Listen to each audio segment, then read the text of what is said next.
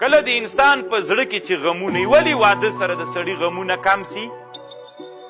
دا طالبانو د واده سره د سړي غمونه کمیږي، د سړي د ژوند ملګری پیدا سي.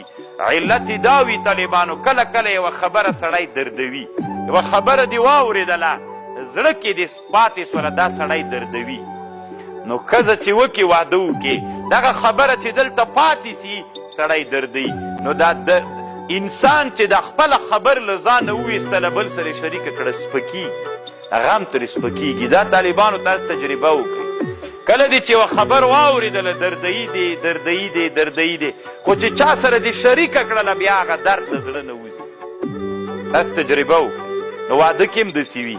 ځکه له واده نه مخکې له انسان سره څوک وي، دردونه ډېر وي، غمجن وي. چې واده وکړي ناکور والا سره خبر شریکوي، بیا دردونه ترې نه ورک سي.